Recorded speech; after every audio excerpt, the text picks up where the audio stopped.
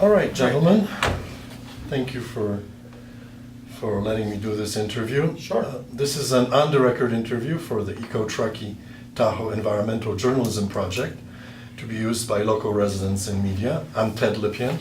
Today is Friday, November 21st, 2014. The topic is environmental, ecological, and quality of life impact of jet traffic, jet noise, and jet pollution generated by jets as well as other planes using the Truckee Tahoe Airport. The airport gets approximately $4.3 million from property tax revenues from local residents.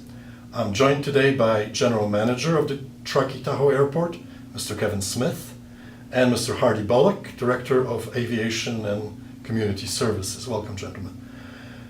On Labor Day afternoon this year, 2014, I had observed 6 business or corporate jets flying low over one of Truckee's otherwise very quiet residential neighborhoods within 1 hour.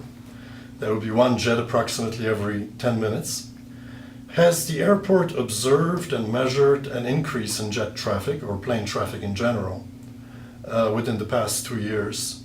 And if so, has this information been widely shared with the community, and has the community input been solicited whether residents want increases in jet traffic and noise to continue? Do you have the numbers, and what are your predictions for increased jet and overall plane traffic? Yeah, well, I'll start off, and then Hardy probably has a little more information about this than I do. But to start from the back of your question, move forward, and then feel free to, if we've missed anything, tell us. But the latest research that we did was through our airport master plan. We did a forecast for the airport that met all the FAA design standards and guidelines for a forecast, and those are the tools that we use to project future growth in aviation. The airport is a federally regulated facility, and so we really don't have an option to restrict or control traffic at this airport, but we definitely have the ability, and we try to influence it. The airport has to be maintained and opened to whatever user would like to use it, but we have some aggressive programs to try and discuss with those people and influence how they use the airspace around the airport. So I would say that in the quarter we did see some additional aircraft, but I wouldn't say that it was an exponential growth in or even a significant growth in operations that we've seen in past years. But this last quarter, I would say it was slightly up. It's been a very quiet quarter since then. But as also my role as the director of the Chamber of Commerce, the president of the Chamber, all the businesses are telling us that everybody had a very robust and busy summer in the community. We had lots of visitors that came and visited in our community. Being a tourism-based economy here, that was a lot of people felt that was very healthy. But we do and are sensitive to the amount of number of operations that come to the airport. So what is the number of annual operations at the airport for, let's say, for 2013? So about 20.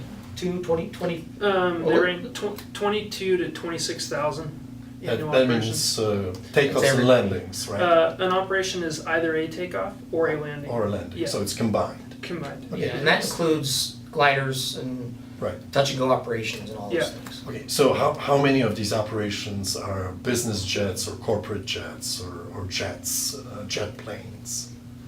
Or do you measure those? Do you distinguish between? We do. We distinguish, we have turboprop aircraft, turbine or jet aircraft, piston powered aircraft. Right. So for 2013, the rough breakdown of the turbine class category of aircraft is about 30%. Then about another 15 to 20% is turboprop. And then the remainder is piston, light aircraft, single engine aircraft. So jets would be considered what? Well, it depends because it changes quarter to quarter, but I can get the annual ops report for you and show you what it is. But the trend is increasing, right?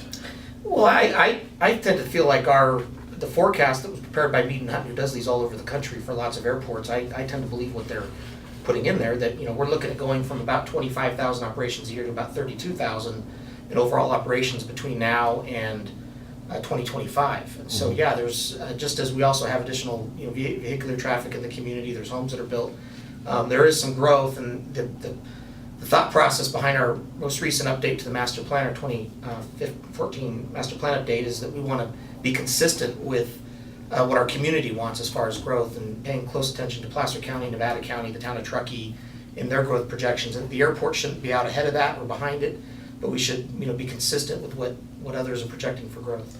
So do you think that the community is well aware that jet traffic has increased and will be Well, increasing? I think the folks that have been following and paying attention to the master plan and been attending all those meetings, yeah, the forecast was one of the 5 chapters that was put in there, and I think everyone expects that there's going to be some growth in air traffic at the airport. Have you noticed an increase in complaints, noise complaints from the community within, let's say, last summer? The Q3 totals haven't been completed yet, so those will come out December 3rd for the board to approve. Once they approve them, the final total of Q3, which is July, August, and September, will be available to us. So after that time, I'd let you know exactly where the comments, we call them comments, But what is your impression since you're working with it? My impression is that based on the increased operations, we have had an upward trend in comments for the Q3 period of 2014. Okay. Yeah, more comments, but roughly a similar number of commenters. The number of households, the way we measure it is annoyance is measured in aviation terms on new households versus existing households. So for example, if the 3 of us were considered households and we always called the airport when there was noise, that's one way to measure it. If we add a household or new annoyances comes up, then a new household will be registered. So basically about 90% of our community comments come from less than 10 households. For about 9 out of 10 comments come from less than 10 households. Are there any particular neighborhoods that are mostly affected Absolutely. and generate most complaints? What generate most complaints, but we get a lot from the Olympic Heights neighborhood, and Hardy and I spent some time in that neighborhood this summer going door to door and talking to people about their experience and trying to figure out how we can be a good neighbor to the airport, and also, again, influence how the airspace is used. The Martis Valley Estates on the other end, those folks are also impacted, being at the end of our primary runway. We get comments from Glenshire, from North Star. They come from different areas. The airport is proposing to build a hangar, which to me looks like a jet hangar for large planes. Do you believe that building of this hangar will lead to increased jet traffic or business jet traffic at the airport? We don't. You don't think so? I don't think so, and I'll tell you the reason why. And that's my opinion of that. I should say there is potential that it could. I'm not denying the fact that has that potential. But we've had, again, our forecast that we did, that's in the master plan, that programs out the number of operations, is based on essentially having a runway and a ramp. And then they're telling us these are the facilities that you'll need to have to support the traffic that will come here. And so, all those parameters and factors are included into the forecast. And so beyond what the forecast shows, no, I don't think we're going to have a substantial number of new aircraft that would come that's outside of what's been forecast.